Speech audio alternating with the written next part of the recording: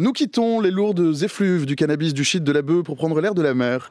Nous quittons les rivages de Marseille, où nous avions tiré un bord, et nous mettons le cap sur le Bosphore.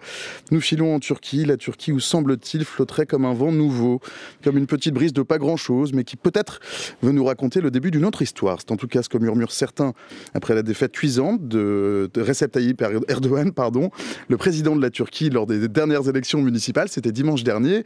Lundi 1er avril, les résultats quasi définitifs des élections municipale révèle que le social-démocrate CHP, le parti républicain du peuple, fondé par Atatürk, s'est largement imposé face à l'AKP, le parti de la justice et du développement, la formation très conservatrice du président actuel, Erdogan. Bonjour, Ahmet İnsel. Bonjour. Vous avez chacun un micro, bienvenue, pardon pour l'accueil un peu abrupt, oui. Vous avez de l'eau si vous le souhaitez. Vous êtes économiste, politologue, ancien professeur à l'université de Galatasaray, je le prononce bien? Oui, très bien, Galatasaray. Vous êtes co-auteur avec Pierre-Yves Hénin, du National Capitalisme autoritaire, une menace pour la démocratie, paru aux éditions Bleu Autour. Bonjour et bienvenue. Bonjour. À vos côtés, Dorothée Schmid, chercheur à l'IFRI, et vous êtes responsable du programme Turquie et Moyen-Orient. Est-ce que j'ai tout bon ? Oui, bonjour. Pardon, il fait une chaleur tropicale dans le studio. Oui, on s'attendait pas totalement à ça. Ben non, mais moi non plus. On essaie d'y remédier et la clim est spécialement défaillante. Servez-vous largement en eau et toutes mes excuses au nom de France Info. Le président Erdogan a subi dimanche, semble-t-il, le pire revers politique qui lui était infligé depuis son arrivée au pouvoir en 2002. Est-ce qu'il s'y attendait ? Il semble que oui, un peu, parce que déjà, avant les élections, vous savez qu'il s'est engagé personnellement, massivement pour la campagne électorale déjà, ce qui n'est pas très courant pour un président de la République, de faire dans les 52 départements de la Turquie sur 81, il a fait des campagnes électorales et il avait beaucoup fixé son attention sur les résultats d'Istanbul. Celui d'Ankara, par exemple, était couru d'avance, il n'y avait pas de surprise, ils allaient perdre. Sur Istanbul, il a fait vraiment beaucoup de mobilisation, mais semble-t-il qu'il s'attendait un peu à cela, parce que eux, ils ont des sondages d'opinion évidemment extrêmement fiables. Tayyip Erdogan est quelqu'un qui dirige le pays toujours avec des sondages d'opinion quasiment hebdomadaires, et donc du coup, il s'attendait à ça, mais il voulait surtout ne pas avoir autant d'écart. Je pense qu'il ne s'attendait pas à un écart aussi important de 10 points, un peu plus de 10 points entre son candidat et le maire sortant réélu. Dorothée Schmid. Bon, alors évidemment, on n'est pas dans la tête d'Erdogan, d'autant que le système est assez opaque, que dans le système extrêmement pyramidal, on a très peu de choses qui filtrent sur la façon dont Erdogan conçoit vraiment la politique. Ce qu'on sait, c'est que c'est un très bon tacticien. On avait des sondages qui avaient des écarts assez importants de prévision. On pensait que ça serait quand même beaucoup plus court à Istanbul, si je ne me trompe. Oui. Donc je pense qu'il y a quand même au moins un effet de surprise sur cet écart, effectivement, et sur la... Enfin, nous, tous analystes, je crois qu'on s'est tous réveillés avec une sorte d'incrédulité sur la façon dont Istanbul avait basculé, vraiment changé complètement de camp, et sur d'autres municipalités qui sont passées au Parti républicain du peuple, sur l'érosion beaucoup plus rapide que prévu de l'électorat de l'AKP, en fait. Il y a quelque chose qui rassemble ces municipalités, qui rassemble ces municipalités, oui. Celles qui sont passées à l'opposition. Celles qui sont passées à l'opposition. Oui. D'abord, si vous regardez la carte électorale, on voit bien que les municipalités qui sont passées à l'opposition aux dernières élections sont surtout à l'ouest de la Turquie et un peu au centre-ouest de la Turquie. C'est des municipalités qui, jusque-là, depuis une vingtaine d'années, étaient un peu le fief de Tayyip Erdogan, du Parti de Justice et Développement. Alors, il faut faire attention à une chose, c'est que quand vous avez une municipalité, je prends par exemple une municipalité qui est plutôt conservateur de droite, etc., comme Afyon à l'Anatolie centrale, le maire est élu directement. En suffrage direct. Et c'est le premier arrivé qui est élu. En revanche, quand vous regardez sur le conseil municipal dans ce département, la majorité n'est pas le Parti républicain du peuple. Donc du coup, il y a des situations où il faut faire un peu attention. Quand le maire de la ville principale est passé à l'opposition, cela ne veut pas dire que la totalité du département a basculé dans l'opposition. D'ailleurs, ceci est intéressant aussi à Istanbul, parce qu'en 2019, quand le maire républicain, Parti républicain du peuple, a été élu aux deuxième élection, parce que le premier a été annulé, il n'a pas obtenu la majorité à son conseil municipal. Il y avait toujours, depuis 2019 à 2024, une majorité de AKP et de son allié d'extrême droite nationaliste. Ce qui change maintenant à Istanbul, comme à Ankara, c'est que maintenant, le maire républicain du peuple dispose d'une large majorité dans les deux départements. Dorothée, je vous vois acquiescer. Oui, alors ça, évidemment, ça change tout. Sur Istanbul et Ankara, c'est très important, parce que c'est les deux villes les plus importantes du pays. Nous, effectivement, on a regardé ce matin, parce qu'on est en train de préparer une mission en Turquie, on se demande où aller. On avait prévu d'aller à Van. Excellent choix. Aujourd'hui, le maire élu kurde de Van a été dessaisi, effectivement, et c'est en principe le numéro 2 sur la liste, qui est de l'AKP, qui doit siéger comme maire. Donc ça n'arrange pas vos affaires. Non, ça n'arrange pas nos affaires, mais surtout, ça n'arrange pas les affaires de la Turquie plus largement, parce qu'on sent que à l'Est, notre hypothèse, c'est que c'est quand même l'endroit où l'AKP va pouvoir mettre de la pression encore, parce qu'il y a quand même une déprise qui est assez manifeste. Effectivement, comme le disait Ahmed, ce qui est intéressant, c'est que finalement, à l'Ouest, on est dans des circonstances de municipalités qui parfois changent de main, donc des alternances qui sont pratiquement normales pour une démocratie, en fait. Donc c'est pas forcément là que c'est le plus significatif. On regardait les élections avec les districts sur les grandes municipalités dans différents endroits, et on a encore quelque chose qui ressemble à du camouflage, c'est-à-dire qu'on a des districts extrêmement opposés dans certaines villes. C'est très intéressant. On a des villes qui ont encore voté pour les ultranationalistes, pour MHP, alors qu'on a en face des Kurdes, par exemple, à l'Est. Mais quand même, le phénomène, c'est cette érosion d'électorat de l'AKP qui a été mangée un peu sur ses marges aussi par ce nouveau parti islamiste, le Yeniden Refah, qui a fait un très bon score. Et puis, cette hypothèse que finalement, un certain nombre d'électeurs très fidèles d'Erdogan se sont abstenus, puisqu'on a une participation qui est un peu inférieure à l'habitude. On peut peut-être parler justement de ce petit parti, alors qui n'est pas si petit que ça, qui commence à grignoter des voix. Oui, alors bon, ça va être notre sujet d'étude, évidemment, pour au moins peut-être les 6 mois à venir. C'est un des sujets, en tout cas. Un des bons sujets, effectivement, c'est que finalement, Erdogan, il est pris au piège de sa modernisation paradoxale. C'est-à-dire que quand on parlait de votre question tout à l'heure sur ce qui rapproche les villes qui passent à l'opposition, c'est pour moi aussi l'effet du phénomène d'urbanisation sociologiquement. C'est-à-dire une montée en éducation, en gamme de ces villes, de ces municipalités que l'AKP lui-même a dotées d'universités, d'hôpitaux, couplé à la très forte proportion de jeunes dans la population turque. Et on s'aperçoit que, oui, effectivement, il y a une partie de la population qui aspire aujourd'hui à voir autre chose que l'AKP, qu'on voit depuis plus de 20 ans.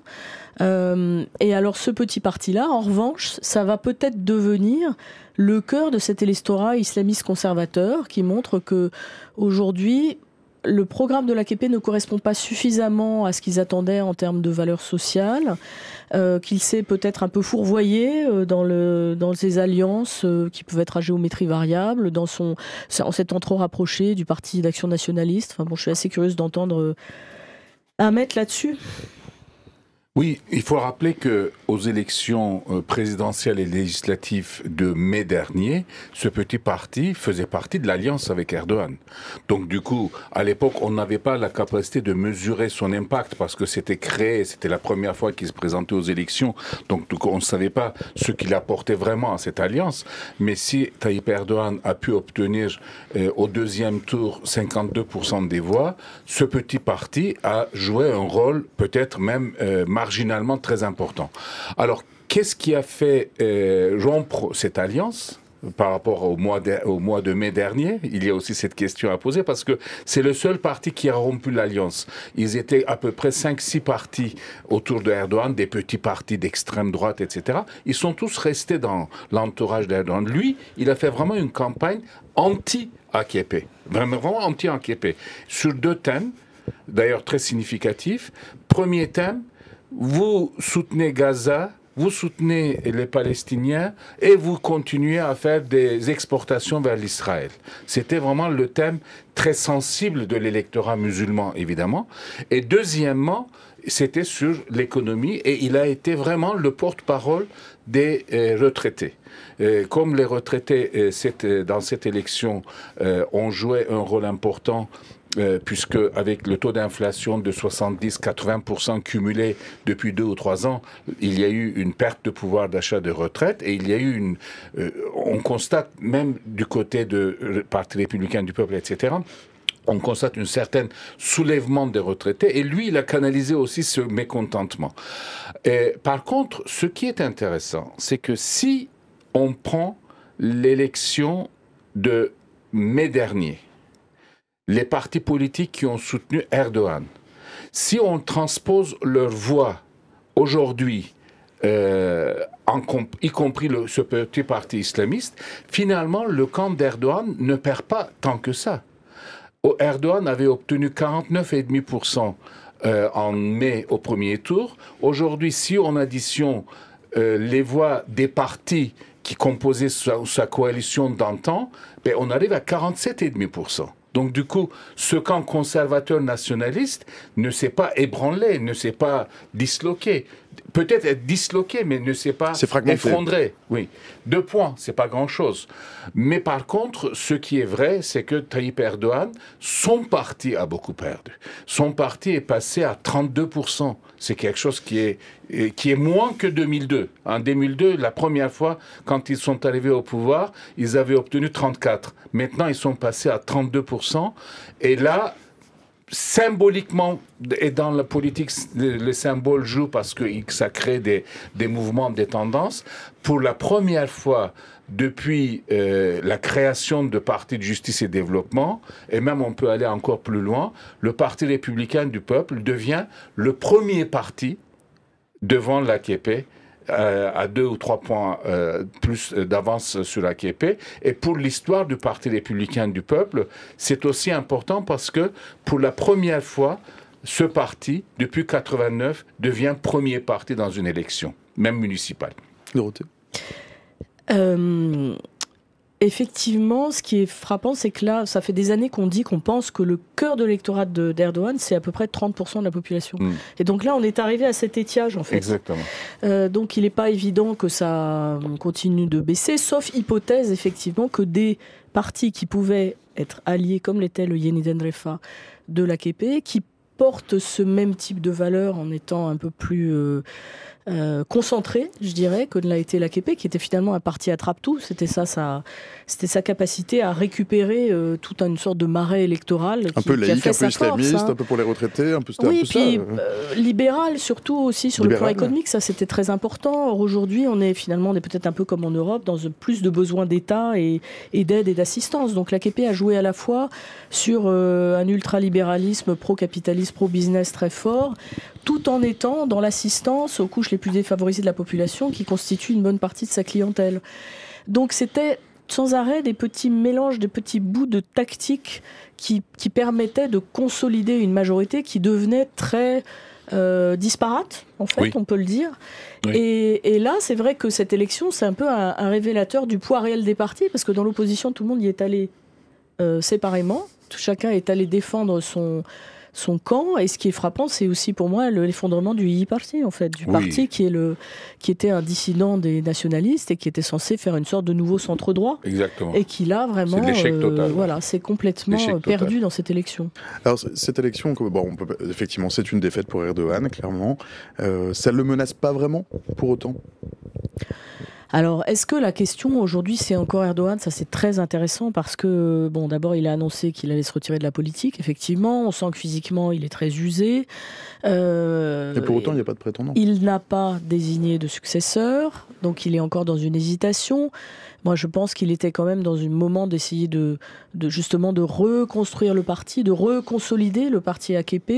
Et est-ce que maintenant, il ne va pas, face à ces mauvais résultats électoraux, faire au contraire face à des nouvelles dissidences éventuellement internes.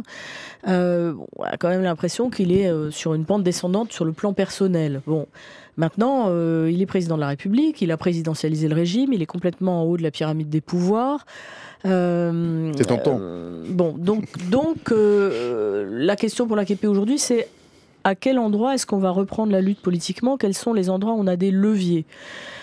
C'est pour ça que je pense que ce qui se passe à l'Est est si important, parce qu'à mon avis, c'est un levier à la fois pour resserrer à nouveau un électorat nationaliste ou turc, conservateur, fort sur des enjeux nationaux, antiterroristes, etc. Donc criminalisation des Kurdes, PKK. Mais c'est aussi un moyen de mettre mal à l'aise l'opposition. Parce qu'effectivement, le CHP qui aujourd'hui émerge comme le parti dominant en Turquie, c'est quand même un parti dominant qui lui aussi a un étiage possible. Alors là, il est arrivé en haut un petit peu de sa marge de progression. Il a un vrai problème d'alliance. Il a un vrai problème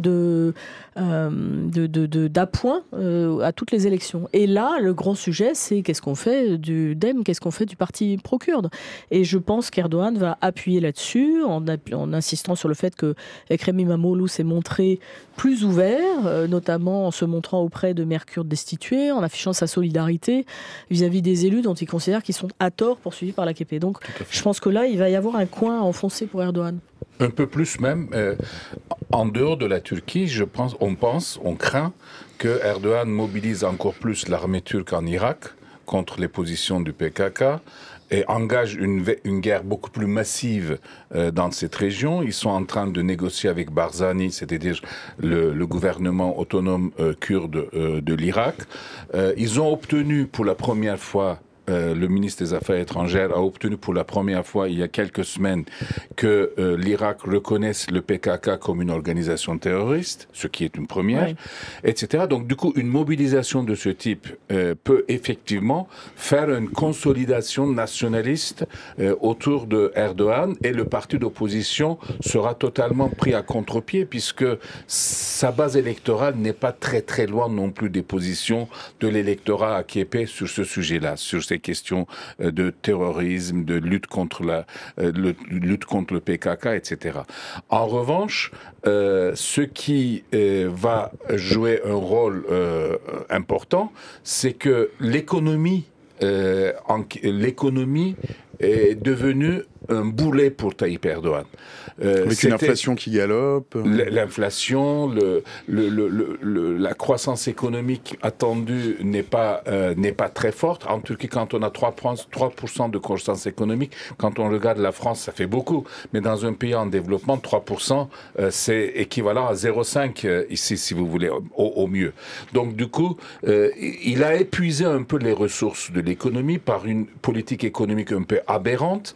Et donc, du coup, l'image de Tayyip Erdogan, celui qui a réussi dans les années 2000 de faire émerger la Turquie, de faire arriver la Turquie à 12-13 000 dollars de revenus par tête d'habitant, depuis pas mal de temps, ça stagne.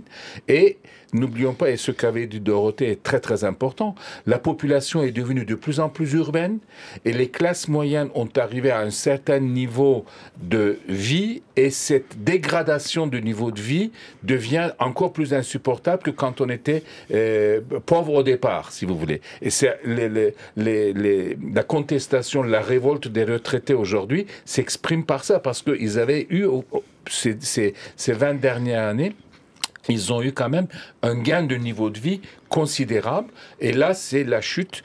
Et ce qui est intéressant, par contre, c'est que en Europe aussi, on vit cette chute de niveau de vie, la peur de migrants. En Turquie, il y a les questions de migrants qui jouent. Il y a 4 millions de Syriens réfugiés en Turquie, la question de terrorisme, l'insécurité, etc.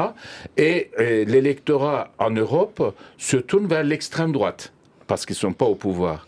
Alors qu'en Turquie, ce mécontentement a été beaucoup plus canalisé vers le centre-gauche, c'est pas la gauche totale, mais c'est le centre-gauche, parce que la droite et l'extrême droite, parce que Tayyip Erdogan est au pouvoir avec son allié d'extrême droite. Donc du coup, la droite musulmane et l'extrême droite est au pouvoir. Donc du coup, la canalisation se fait dans l'autre sens. Dorothée ? C'est l'alternance. C'est magnifique. C'est qu'en fait, le bilan serait le même si l'opposition était au pouvoir, probablement. Mais donc, ils n'en auraient pâti de la même façon. Puisqu'en réalité, ils n'ont pas de meilleur programme. On est en contact avec pas mal d'économistes de banque à l'IFRI et on voit qu'ils sont tous extrêmement enthousiastes sur la Turquie à nouveau depuis un an parce que ça y est, la politique économique a changé du tout au tout et qu'on est revenu à l'orthodoxie financière. Donc on a à nouveau des investissements de portefeuille, mais pour le moment ça ne porte pas ses fruits. Et globalement, le premier problème de la Turquie, c'est quand même la faiblesse de la croissance européenne.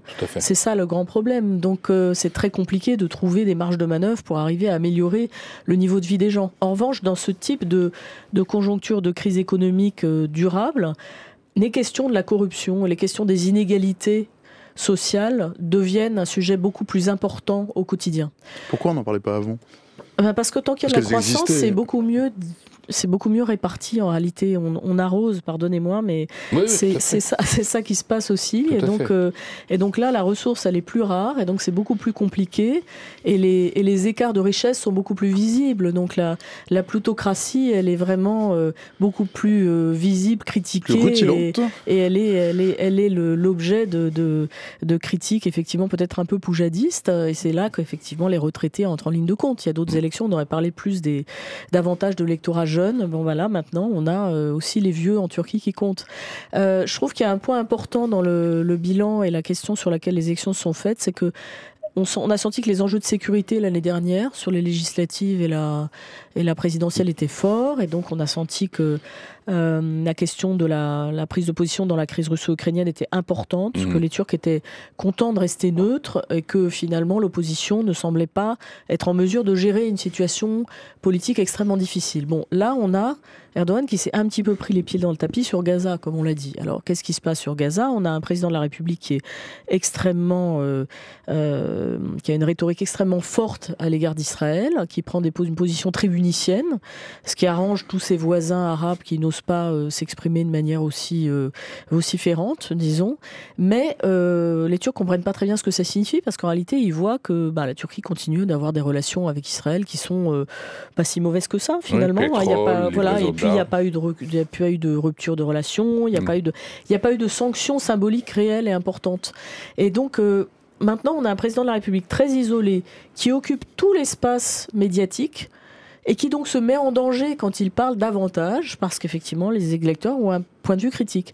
Et pourquoi est-ce qu'il se met en danger ? C'est aussi parce que il a un peu coupé toutes les têtes dans le parti. C'est-à-dire que là, il est en train de récupérer ses anciens compagnons de route, mais personne n'émerge. Et c'est très frappant quand on voit le candidat qui avait été désigné à Istanbul, qui était probablement pas le bon candidat non plus, parce que c'est un technocrate, un apparatchik de l'AKP, mais c'est aussi quelqu'un qui avait fait carrière avec TOKİ, cette fameuse organisation qui s'occupe du logement social à Istanbul et qui est prise dans tous les scandales de corruption sur le BTP, le problème des malversations, de la mauvaise construction. Et donc vraiment, on a l'impression que là, il y avait un décalage complet sur ce que les Stambouliotes attendaient. Et ça, on l'avait sans doute sous-estimé. Les Stambouliotes s'identifient à Ekrem İmamoğlu aujourd'hui beaucoup plus qu'à un apparatchik de l'AKP qui a trempé dans des histoires de BTP louches. Alors dans le chat, il y a Zoust, salut Zoust, qui dit « Je me demande si la gestion du précédent tremblement de terre en Turquie aurait pu impacter la popularité d'Erdogan ». Non, sur place, non, parce que sur les 4 départements qui ont été touchés massivement, AKP a perdu simplement un département, une ville, c'est Adıyaman. Et il en a gagné Hatay, mais de justesse. Là, il y a un débat là-dessus. Mais dans les autres villes comme Malatya, Maraş, non, ils ont gardé. Et d'ailleurs, c'était encore très visible lors des élections législatives présidentielles à chaud, quelques mois après le tremblement de terre, où les plaies étaient encore plus ouvertes. Ils n'avaient pas perdu de voix de ce point de vue-là. La seule chose qui s'est passée, c'est dans certaines régions, il y a eu une partie des électeurs de AKP n'ont pas été aux urnes. Et d'ailleurs, au niveau global, il y a eu 6 points de participation en moins par rapport aux élections municipales de 2019. Et selon les analyses qui viennent d'arriver, dans cette chute de participation, tous ne sont pas des anciens électeurs d'AKP, mais semble-t-il à peu près 60 à 70%, voire 3/4 à peu près, des électeurs qui ne sont pas déplacés, c'est des anciens électeurs de AKP, et le quart, c'était des anciens électeurs du Parti républicain du peuple. Alors les résultats ont un peu baissé à Antep pour l'AKP, Urfa est passé au Yenirefa, donc en réalité on voit quand même un petit peu plus d'impact. Dans la région, oui. Au sens plus large, oui. On en voit un petit peu plus que l'année dernière quand même. Bien sûr. Et peut-être qu'une des raisons, c'est qu'en fait l'année dernière, l'AKP a aussi joué ce tremblement de terre sur le mode reconstruction, on va refaire la nouvelle Turquie, et qu'en réalité, ça n'avance pas aussi rapidement que prévu. Non. Hein. Mais Urfa est passé, non pas au Parti républicain du peuple, hein, il est passé au Yenirefa. Donc du coup, c'est un basculement dans le camp. Mais c'est un malaise de l'AKP. C'est un désaveu de l'AKP. Ce désintérêt relatif, certes, pour l'AKP, c'est programmatique ou c'est lié à la personne d'Erdogan, ou peut-être les deux? C'est plus lié... La personne d'Erdogan mobilise plus que AKP. Ça, on l'a vu déjà dans les élections du mois de mai, puisque AKP avait moins de 40% et Erdogan arrivait à mobiliser beaucoup plus. Mais la chute, le déclin de AKP, dont le premier responsable, c'est Tayyip Erdogan lui-même. Dorothée a expliqué tout à l'heure. Il a vidé son parti pour le transformer en une machine électorale totalement personnel.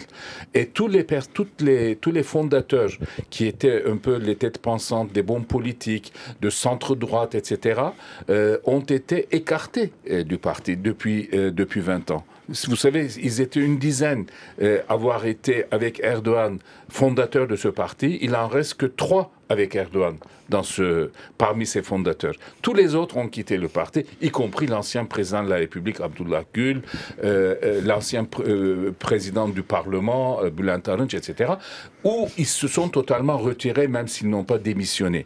L'ancien Premier ministre a créé un autre parti qui a échoué. Donc, Tayyip Erdogan a trop personnalisé son parti. Il a fait un parti d'Erdogan. D'ailleurs, nous, on parle désormais, on dit parti d'Erdogan moins qu'on dit AKP. Et ceci joue un rôle important au niveau local, parce que les personnes qui sont sur place travaillent beaucoup plus à plaire Erdogan qu'à plaire aux électeurs.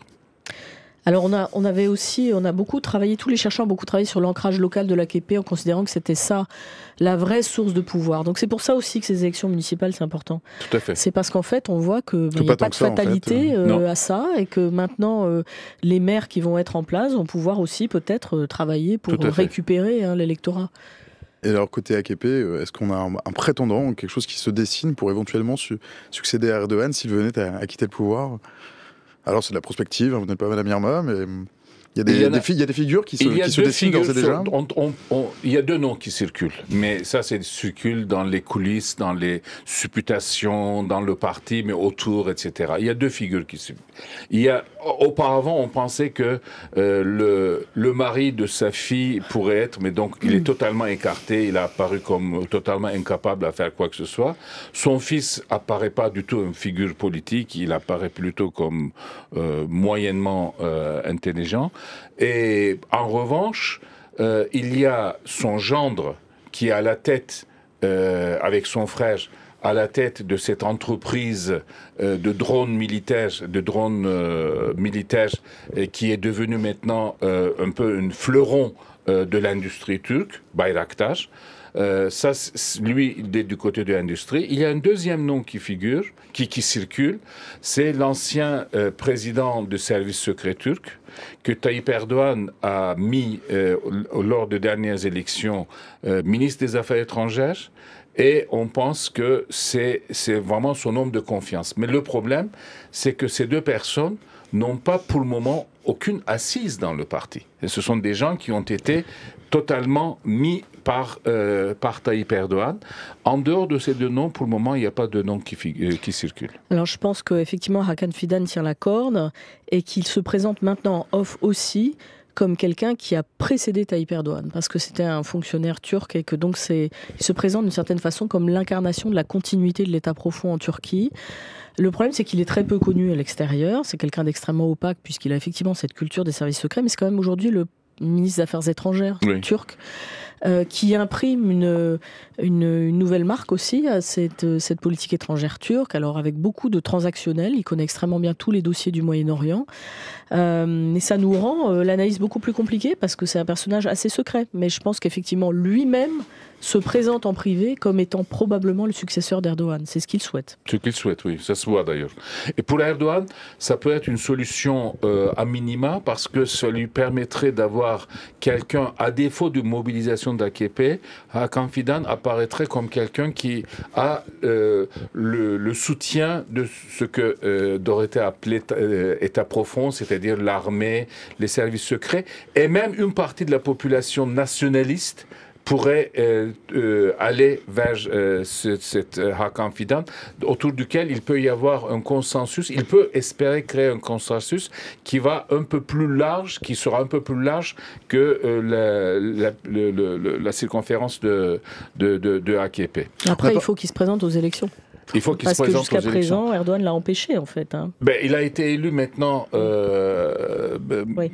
La dernière fois, il a été élu. Mais bon, il est élu sur une liste très large. En Turquie, c'est proportionnel. Donc, du coup, les gens ne sont pas élus dans des circonscriptions très personnalisées.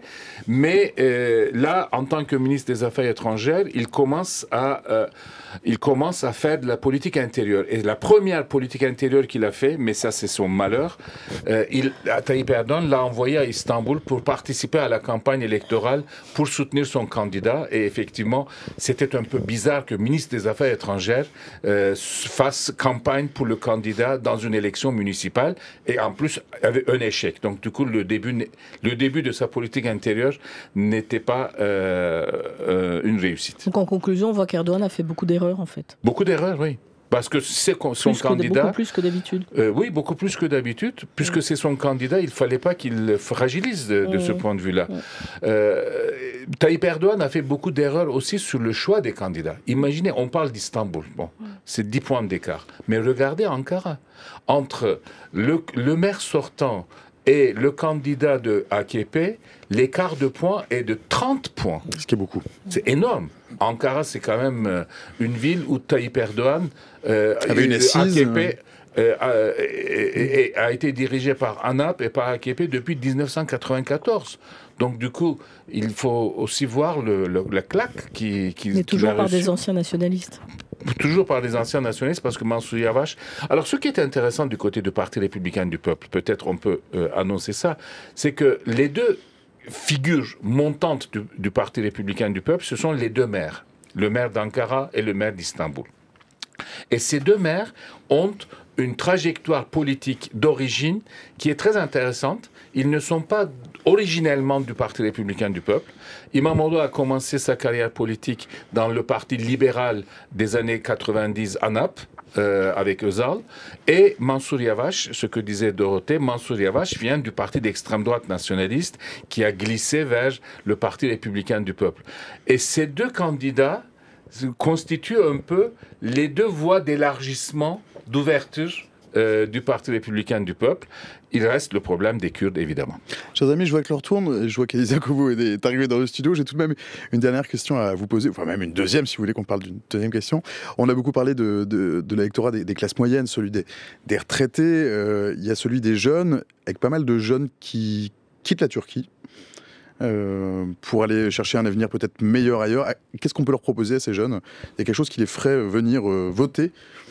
Alors il y a quelque chose d'intéressant, c'est qu'effectivement les derniers sondages, dernières études qui ont été faites par des instituts indépendants montrent que les 2/3 des jeunes Turcs considèrent qu'il n'y a pas d'avenir en Turquie. Le chômage des jeunes est beaucoup plus élevé, 30% que le chômage pour le reste de la population. Donc il y a aussi ce problème de l'épuisement du modèle de croissance turc. Et ça va avec l'appétence pour l'Union européenne. C'est très intéressant parce qu'en fait, depuis le début, quand on fait des sondages en Turquie, la raison principale pour laquelle les Turcs disent qu'ils veulent entrer dans l'Union européenne, c'est pour pouvoir aller en Europe. Alors soit pour étudier, soit pour émigrer, pour aller y travailler, effectivement. Donc là, je pense qu'effectivement, j'ai pas des statistiques précises sur le vote de la jeunesse, mais je pense que clairement, il y a un basculement. Par rapport aux dernières élections, il y a eu à peu près 1,5 million de nouveaux votants par rapport à l'année dernière, en un an. Et d'après les statistiques, c'est à peu près 70%, 75% ont voté contre Erdogan, des différentes partis, pas simplement le Parti républicain du peuple. Et globalement, dans la population jeune, le Parti républicain du peuple est en tête par rapport à... Et c'est pas uniquement une question économique, c'est aussi une question de valeur, d'ouverture sur l'Occident. Bien sûr. Et les femmes aussi, à l'Ouest. Les femmes, bien sûr. Pour les femmes aussi, c'est la même chose. Les moyens de communication, l'usage des réseaux sociaux extrêmement fort, donc tous les moyens de communication traditionnels ne fonctionnent plus avec cette génération. Donc il y a aussi une guerre de communication. Le maire d'Istanbul, on lui a beaucoup reproché d'être tout le temps en train d'alimenter ses comptes sur les réseaux sociaux et de ne pas être suffisamment en train de gérer la ville, mais je pense qu'il a bien compris que c'était utile aussi. Ça jouait beaucoup. Mansour Yavaş à Ankara a un comportement un peu différent, un peu plus classique, mais à Istanbul, à Izmir, effectivement, ces nouvelles moyens de communication jouent beaucoup. Effectivement, Tayyip Erdogan, quand il est arrivé au pouvoir il y a 22 ans, la Turquie était à peu près 60-65% urbanisée. Maintenant, la Turquie est plus de 80% urbanisée. Et Tayyip Erdogan a beaucoup participé à cette urbanisation et a beaucoup participé aussi à une augmentation du niveau d'éducation des jeunes avec l'ouverture des... Alors là, il y a une réaction en revanche chez les jeunes, c'est que Tayyip Erdogan, c'est le chef d'État, l'homme politique qu'ils connaissent depuis qu'ils ont ouvert les yeux. Donc du coup, il y a un peu ras-le-bol, un peu épuisement. C'est un peu le père Fouettard. Il faut un peu sortir de ce personnage qui donne beaucoup d'ordres, de leçons, etc. Et puis, ils n'ont pas connu autre chose. Donc du coup, dès qu'on commence à chercher un peu de changement, on regarde ailleurs et non pas à Tayyip Erdogan. Et les sondages montrent l'importance de la liberté d'expression pour les jeunes, qui a beaucoup régressé en Turquie. 13h56, passé de 40 secondes. Le mot de la fin, chers amis. Moi, j'ai donné le mien, liberté d'expression. Liberté d'expression pour vous, Dorothée. La Turquie est divisée. La Turquie reste toujours quand même néanmoins divisée en deux. Entre 47-48% qui restent des électeurs qui ont des valeurs nationalistes, islamistes en grande partie, conservateurs, et 50-52% des électeurs sont anti-Erdogan, mais pas simplement anti-Erdogan, ils attachent beaucoup plus d'importance sur l'égalité, sur les libertés, sur une Turquie moderne, européenne, et je crois que cette Turquie divisée en deux va continuer à exister, ce qui explique d'ailleurs un peu le problème de la Turquie dans l'Europe, parce que quand on regarde du côté européen, si on veut ne pas avoir la Turquie dans l'Europe, on peut très bien montrer la moitié de la Turquie en disant ce n'a rien à voir avec les valeurs européennes. Et si on veut avoir la Turquie dans l'Europe, on peut dire l'autre moitié. Et c'est exactement l'autre moitié. C'est une société qui a sa place dans l'Europe d'aujourd'hui. Moi, je pense que la Turquie est divisée en trois. Je pense que les Turcs sont divisés en deux, mais je pense que les Kurdes, c'est une autre question et c'est la question de l'avenir. Voilà de très bons mots de la fin. Merci Dorothée Schmidt, merci Ahmet Insel. Je vous remets entre les mains de Mathis. Merci de nous avoir fait l'amitié de vos lumières. Revenez quand vous voulez. Ce sera un plaisir partagé si l'exercice vous a plu.